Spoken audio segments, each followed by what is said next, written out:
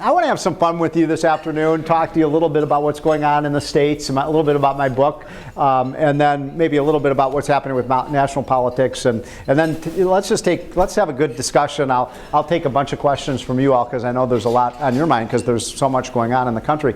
And let me just start by saying, you know, the theme of the book is very simple, that the red states in America are getting redder and the blue states in America are getting bluer. And we're becoming more polarized by states and regions than any time, you know, perhaps since the Civil War. So when I travel around this country and I go to places like Massachusetts, or I go to places like my home state of Illinois, or in Chicago, or if I go to, you know, California, places like that, or Boston, and then, you know, the next week I go to Salt Lake City, and then Atlanta, and maybe you know, Charleston, South Carolina, and maybe you know, Sioux Falls, South Dakota. I might as well be in two different countries. I mean, the places are so different, both in terms of their people's political views, cultural views, and the way they view the economy. And what's happening is that this migration pattern, this is what the book is about, that there's a very clear in undeniable migration of people out of blue states into red states. And that's happening because of the fact that blue states are adopting all of the wrong policies. The kind of shorthand way of saying this is that blue states like New York and Connecticut and California and Illinois and others, they are raising their tax rates, they're raising their minimum wages, they're outlawing all sorts of these new drilling technologies. They're doing everything possible to restrain growth. They treat businesses and jobs like they're enemy combatants. Meanwhile, in the southern states, especially in the South, but I'd also extend that to states like you know, Oklahoma and Arizona and Kansas and Nebraska and other states are doing mostly the right things, and they're cutting their tax rates and they're getting their budgets under control, not by raising taxes, but by promoting growth. They're right-to-work states. That's a big factor. You're a right-to-work state here in Kansas. That has an enormous advantage over states like Missouri and Illinois that are not right-to-work.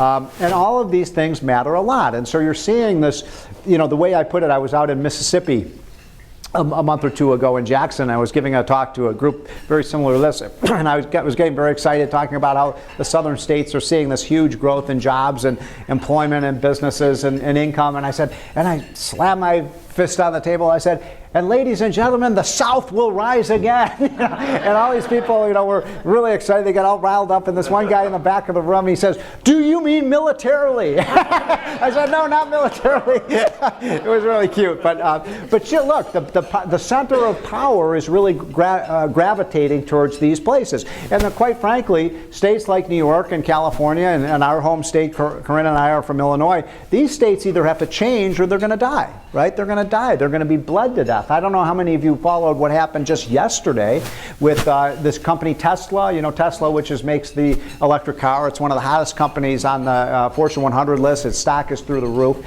It's going to build a new 6,000 worker plant for this new electric battery they're producing. And did you all see they're moving out of California, you know, because the tax rates are so high in California. Anybody know what state they're moving to? Nevada. Nevada. Anybody know what the income tax rate is in Nevada?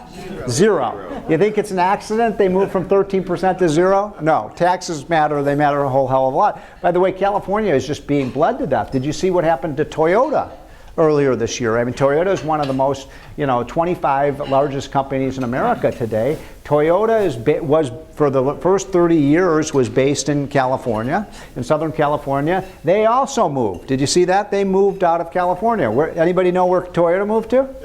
Texas. They're now in the Dallas area. This is happening day after day after day, where companies and businesses and families are moving out of the blue states and they're moving into the red states. And California is an amazing story, by the way. How do you screw up California? I mean, when you think about it. I mean, here's a state that has beautiful weather, beautiful mountains, beautiful beaches, sunshine every day, beautiful women. I mean, what's not to like about California, right?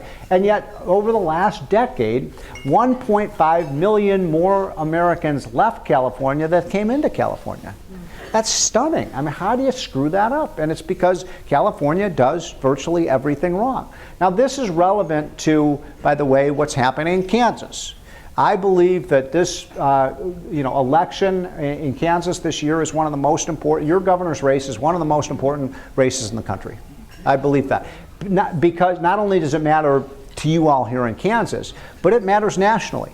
I don't know if you all realize this, but there is a national campaign with massive amounts of money and propaganda to try to undermine what my friend Sam Brownback is trying to do in this state, which is to create more jobs, lower taxes, make Kansas a competitive state again, so that your growth is above the national average. And it actually has been over the last year. Dave and I have talked a lot about this. And by the way, look at what Kansas Policy Institute is doing on the budget. They show very clearly that you can move forward with these tax cuts, that you can make the kind of adjustments in the budget that need to be made so that the kind of wasteful spending is eliminated, and not eliminating the things that people want. They want, obviously, good schools and good public services, but you can do that, keep the growth tax cuts in place, and make Kansas a high-octane growth state. And I believe that is happening if people will stick with the program. So that's one of the reasons I came here, is I feel so strongly that we have to do everything we can to make sure that that program remains intact, because if it gets repealed, you know, everyone around the country, where I'm going to Arizona tomorrow to meet with the gubernatorial candidate out there, people are going to say, they tried this in Kansas and it didn't work, right? That's why the left has made Kansas a big, you've got a big bullseye on your chest in Kansas, and we cannot let their people run our people out of town, right? We cannot allow that to happen. We've got to win. Let me give you kind of one example from the book that's just kind of a fun one that we use all the time, which is, if you look at the 4 largest states in the United States today: California, New York, Texas, and Florida. Those 4 states are the ones that matter the most, because 1 out of 3 Americans live in those 4 states. So the populations are gigantic in those 4 states, and what happens in those states matters a lot for the rest of the country. And as fate would have it, 2 of those big states, California and New York, are deep blue states that do almost everything wrong, and 2 of the states are deep red states. Texas especially, and Florida especially at the local and state level, are very red as well. And you couldn't see, you know, more opposite approaches. California and New York are non-right-to-work states. Texas and Florida are right-to-work states. California and New York have top income tax rates of 13%. In Florida and Texas, what is the income tax rate?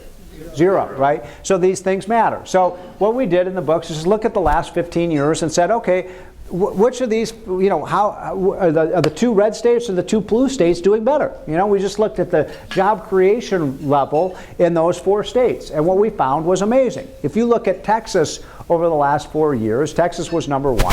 Its employment growth is up 65% over the last 15 years, 65% increase in jobs. Florida is up almost 50% in jobs. Then you look at California, they're at 24%, and you look at New York, they're basically treading water. Their growth rate is about 12% in terms of jobs. What I'm saying is that for every new job that has been created in California and New York over the last 15 years, Texas and Florida have gained 3 to 4 jobs. That's now how did that happen? You know, how does a liberal explain that? Really, I mean, how did they? I thought they were going to create a workers' paradise, right? They said all their policies were going to be wonderful and workers were going to flock in because they were doing all these things like raising the minimum wage and all these regulations on employers and so on, that we're going to make these places, you know, havens for workers where they would do better. And yet incomes are falling in those states and they're rising in the states that do it the opposite way. So Paul Krugman, do you all know Paul Krugman? He writes for the New York Times. He's kind of this wacko, doesn't have his tray table in an upright and locked position, just doesn't get any of this stuff. I mean, Paul Krugman can't explain this stuff. I mean, he can't. How can you explain why Texas and Florida are doing so much better, Paul? And I debated him a few months ago on this up in New York, and I asked that question, Paul, what's your reaction to this? How, as a liberal, do you explain this? And you know what he said? He said there's a perfectly logical explanation, Steve, for why these red states are doing better than the blue states. He said it's because of the weather. The weather.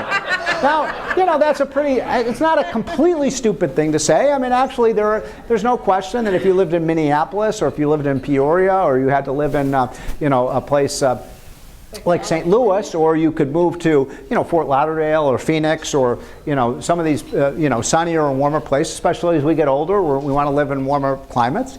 So some of it is weather related, no question about it. But I zinged him. I said, well, Paul, if you think that all this migration is explained by the weather, then please explain to me why every day people are leaving San Diego and they're going to Houston. Because nobody moves from San Diego to Houston for the weather, right?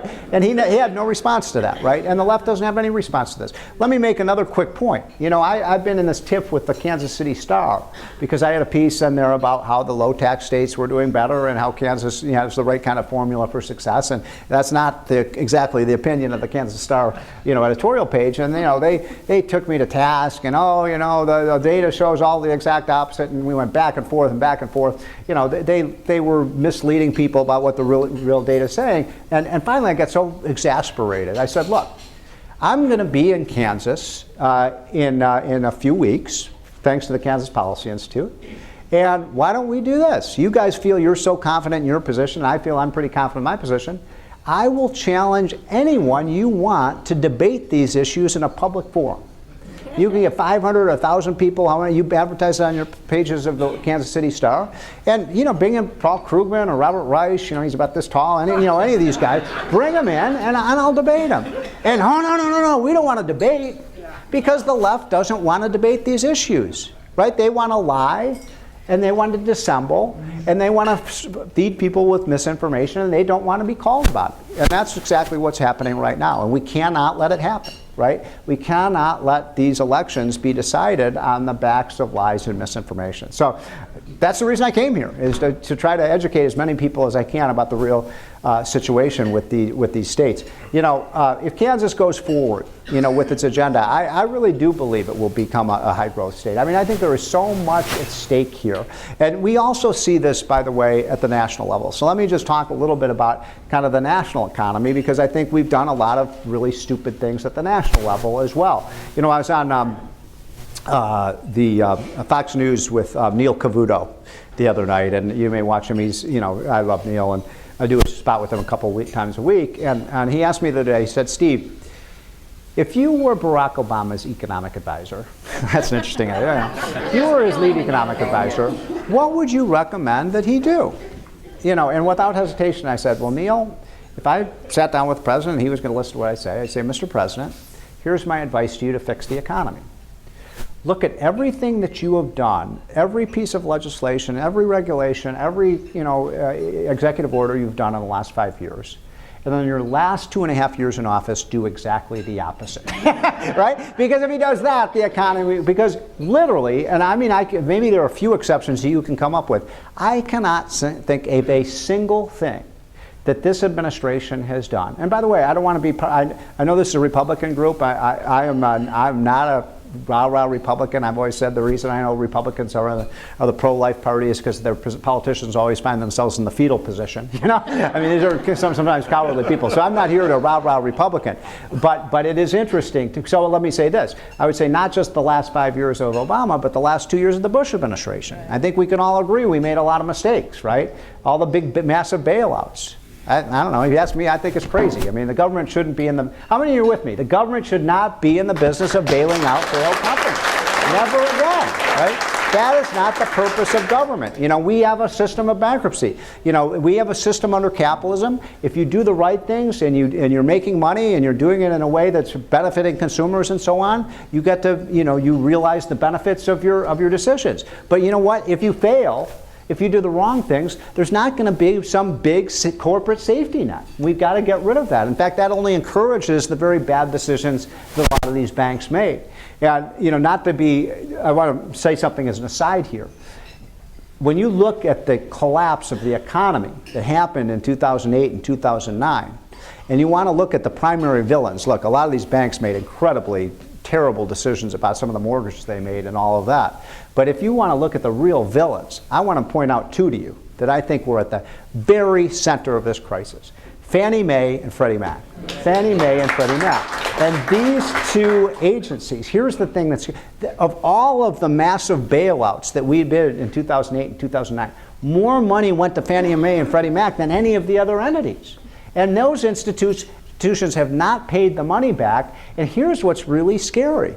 We haven't done anything to reform those institutions. I don't know how many of you are aware of this, but Fannie Mae and Freddie Mac are continuing to provide the same 100% taxpayer guarantees to mortgages that got us into this crisis in the first place. What's wrong with that picture? We haven't learned a damn thing, right? We are doing exactly the same thing and building up another real estate bubble. Because look, if Fannie Mae and Freddie Mac are going to provide 100% taxpayer guarantees, the banks are going to make loans to anybody, right? And that's how this whole thing started. Another point, if I may, to make about this. So if you want to look at the two villains, the two politicians who are probably most responsible for this crisis, well, I'm going to name two, and I wonder how many of you agree with me. Chris Dodd and Barney Frank. Chris Dodd and Barney Frank, right? They ran, Barney Frank, 6 months before the crisis hit, said, I want to roll the dice on the housing market. I want to be all in. We should subsidize this to the hilt. Now, here's the amazing thing. You want to know what a logic-free zone Washington, D.C. is? Do you want to know who we got to write the bill to solve the banking crisis? Dodd-Frank. Is that insane? That's like having the criminals run the asylum. It's unbelievable. And I believe that bill is actually one of the things that's holding back this recovery. We have got to repeal the Dodd-Frank bill. It is holding back the recovery right now. Now, a couple more things about the economy. If you look at one of the things I like to talk about in our book is if you look at the last 50 years or so, we've had this great experiment because we had two crises, right? Two severe economic crises. The first one was in the 1970s under Nixon and Ford and Carter, and then the next one happened in 2000, in 2008 and 9 with the housing bubble bursting. Now, these two presidents, Ronald Reagan and Barack Obama, both came into office in the midst of economic crisis. Right? How many of you are old enough to remember in this room in the 70s when we had like 13% inflation and 20% mortgage interest rate? The economy back in the late 1970s, early 1980s was in wreckage. If you read what people were saying about the economy back then, people thought America was never going to recover, that we were just a nation in decline. Remember Jimmy Carter's Melee speech? I always say that the reason I know God smiles on America is that Jimmy Carter was not reelected president in 1980. By the way, I have to say this about Jimmy Carter. As terrible as a president as he was, isn't he an even worse ex-president than he was a president? Every time he opens his mouth, he says something dumb. But in any case, Reagan entered office in a crisis, but so did Barack Obama. Every speech that he gives, what is he? I walked into the office, the Oval Office, we lost 7 million jobs, the banking industry was in collapse, the real estate market had burst and all of this stuff. And he was right. He walked into office, that economy was in a total stage of collapse, just like Reagan. They used totally different approaches to deal with the crisis, right? So what did Reagan do when he came into office? Well, let's see. He cut tax rates. Remember when the top tax rate was 70% in the United States? And Reagan and Kemp, one of my heroes of old, remember Jack Kemp? Boy, do I miss that guy. He was so spectacular. Reagan and Kemp and the Wall Street Journal editorial page and people like my friend Art Laffer were saying, these tax rates are so high, they're smothering the economy. And they brought those rates way down to 28%.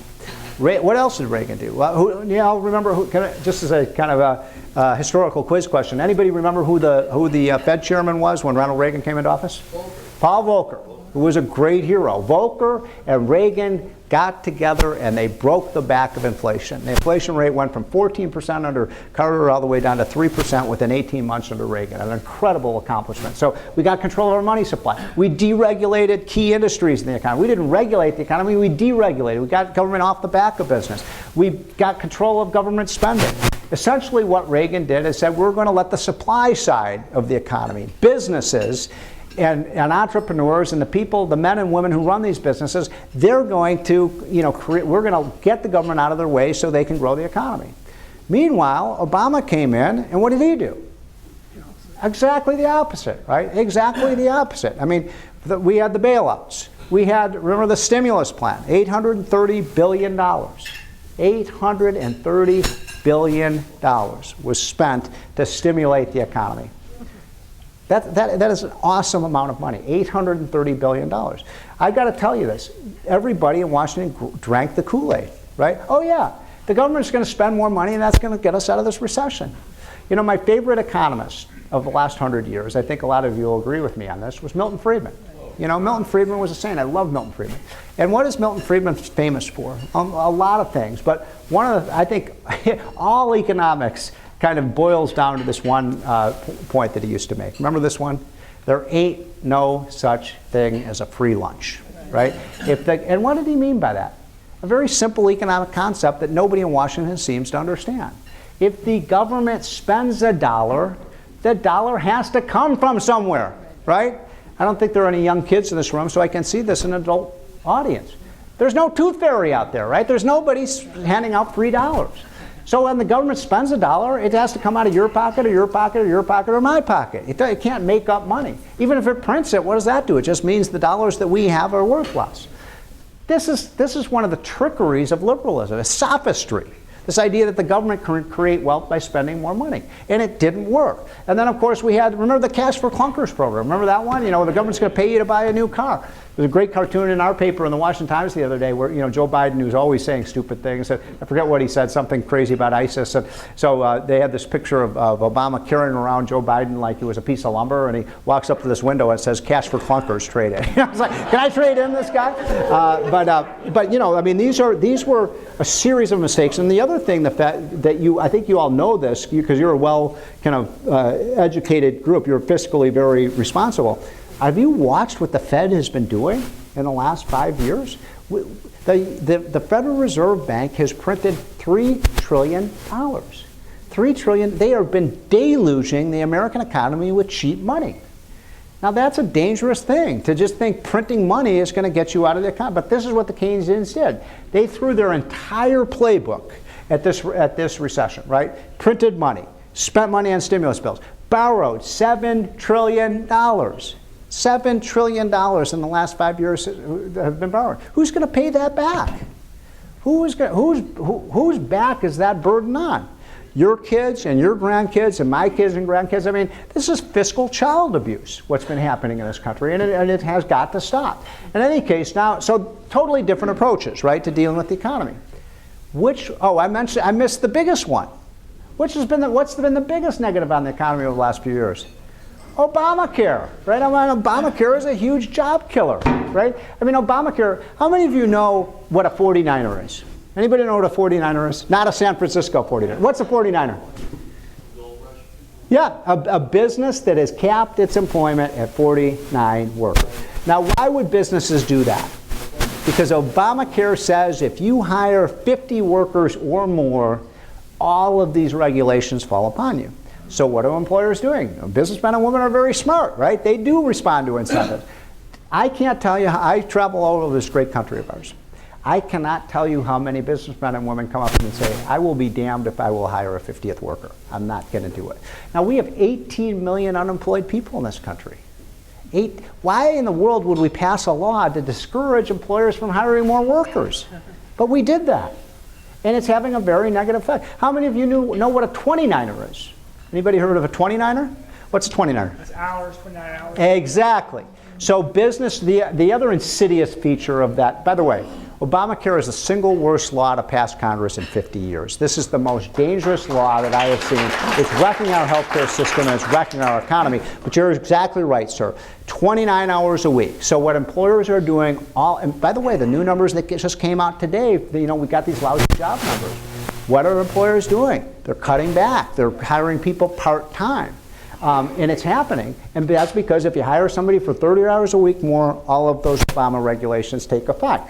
I was giving a talk, I was telling people this at breakfast this morning, when I was out at this, the International Franchise Association, which is all the restaurants, the people who own McDonald's and Burger Kings and Popeyes, and restaurants employ 30 million Americans, so it's the biggest employer by far in the country. We need, flourishing restaurants because they provide not just good food, but jobs for so many Americans. Well, what happened was that when I got done talking to these people, a number of them came up to me and they said, "Steve, it's much worse than you even say it is."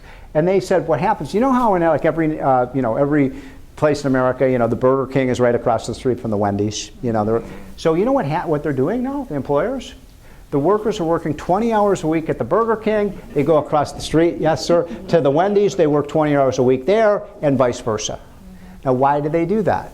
To get around the Obamacare law. You see, employers do respond to this stuff. Taxes and regulations do matter. So let's cut to the chase. So we got the experiment, right? Obama did the Keynesian plan. Reagan did the supply side free market plan. which worked better? Well, I'll give you some amazing statistics here. Over 5 years, under Reagan, when the expansion began, the economy grew by 24.2%. Under Obama, in the first 5 years of his recovery, the economy grew by roughly 12%. I don't remember the exact number, but about 12%. Now that may not seem like a huge difference, 24% versus 12%. But I'll give you one number that I think will blow you away. If we had had the same kind of recovery under Barack Obama that we had under Ronald Reagan, the U.S. economy today would be $2 trillion larger. $2 trillion larger. Now, think about what that, I mean, these numbers are incomprehensibly large, right? We shouldn't even, a trillion, anybody know how many zeros there are in a trillion? There are 12 zeros in a trillion. $1 trillion is a million. These numbers are so gigantic, they're almost unfathomable. But let's put it like this. If our economy were $2 trillion larger, and we distributed that evenly to every American family would have $15,000 more income. Wow, right? Now, by the way, the average American family today doesn't have $15,000 more income under Obama. The new statistics came out last week. The average family through the end of July of 2014, from the start of the recovery in June of 2009, has $1,500 less income. This has never happened before. We've never had a recovery in the economy where people's incomes declined. But that is happening right now. That's why if you look at the latest polls, not just the Fox News poll, the ABC poll, there have been about 4 or 5 polls that have asked this question to Americans. Do you think America is still in a recession? Do you know what percent of Americans think we're still in? About 52%. So over half of Americans, 5 years after the recession ended, still think we're in a recession. Now, why is that? Why is that? And I'll give you an it's because for half of Americans, we still are in a recession. I mean, if your income is falling, you're in a recession, right? This is something that has got to stop.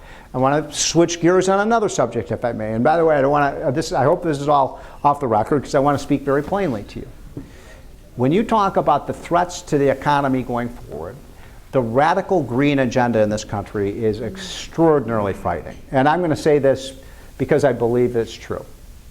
I believe that this radical, whatever they call it, global warming, climate change, this is the greatest scam of the last 100 years. This is the greatest scam of the last 100 years. And this has nothing to do about changing the Earth's climate or anything like that. This is about deindustrializing America, fighting against growth and prosperity. 150 of the major environmental groups recently met this summer.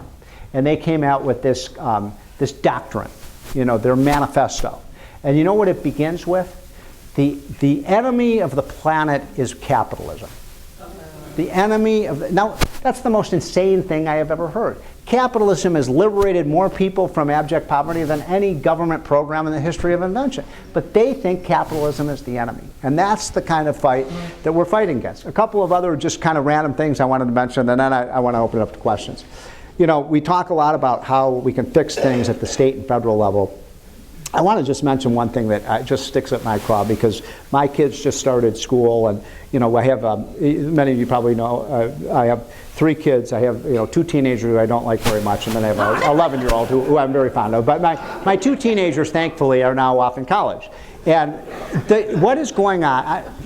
I wonder how many of you in this room have sons, daughters, grandsons, or granddaughters in college? Raise your hand. Over half of you do.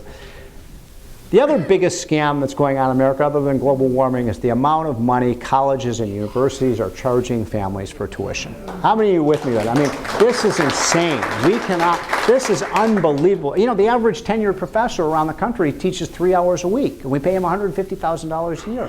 There is no accountability in universities. And Dave, you guys do such wonderful work. I hope you're looking at some of the scams that are going on in the Kansas, university system, because there is no reason the universities' tuitions could not be cut in half if these schools became more efficient. And you want to help the middle class, Mr. President, do something about these college tuitions. My son is at Northwestern, which is outside of Chicago.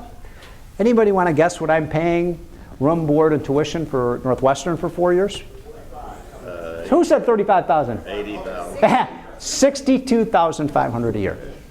$62,500 a year. That's thievery. That's stealing.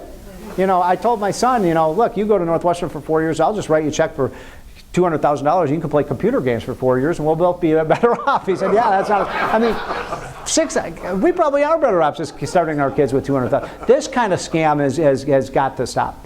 On Obamacare, I just want to make one note about this. I talked about the negative economic consequences, but what it is doing to our healthcare system is so evil. It is so evil. Did you see the article we had in the Wall Street Journal the other day about the guy whose son had a little bruise on his head, got a $20,000 bill from the emergency room? These prices are out of control. And the reason the prices are out of control is because we don't have a free market system in healthcare. We have got to move towards a kind of free enterprise system in healthcare, putting the patients back in the equation. That's what drives down costs. I always tell the story when I was skiing out in Vail a couple of years ago, I took a bad fall and I kind of wrenched my shoulder. And when I got back to Northern Virginia, I couldn't even raise my arm above my shoulder. And that's a bad thing for me. I'm left-handed. So I went to the orthopedic surgeon. True story, and he said, Steve, he said, you got a little tear in your rotator cuff. He said, you know, you've got two options. He said, one, you're going to have surgery, and we're going to have to stitch that up. Or number two, you're going to have some pretty intensive physical therapy, and we'll try to build the muscles up, and maybe you won't need surgery. He said, but you're always going to be at risk of tearing it again, and he said, I'd probably recommend surgery. So I said, I thought about it for a minute, and I said, well, doctor, I just have one question for you. I said, if I have that surgery, about how much money is that going to cost? And he looked at me with the strangest expression on his face. And he said, Steve, I've got to tell you something. He said, I've been doing these surgeries for 15 years. In 15 years, you're the first patient who ever asked me how much it's going to cost. Now, that's extraordinary, isn't it, when you think of it? I mean, we're Americans. We always ask what things cost. That would be like going into a new car showroom. I love that red sports car. I'll buy it without asking how much it costs. And by the way, the most amazing end of that story is then he looked at me and says, by the way, Steve, I don't have any idea what it's going to cost. Now, when you have, can we all agree on this? When you have a system where neither the doctor nor the patient have any idea what this stuff costs, the pricing system isn't working right. And that's what's driving up the cost of this healthcare monstrosity. To end on a positive note, I really do believe that if you look at American businesses today and you look at just how well operated they are, what's happening in manufacturing, we've seen a renaissance in manufacturing. There's a lot that's right that's going on in the American economy. Farmers are you know, what's happening in the farm industry is great. Manufacturing, our technology industries are booming. You go to Silicon Valley, it's amazing what's happening out there. I mean, we are leading the world in so many key areas. And businesses are sitting on a lot of cash right now. The problem with the economy isn't that their companies aren't profitable, they are. That's why the stock market's been on a tear for the last 5 years. I mean, we've never seen anything like the bull market we've had for the last 5 years.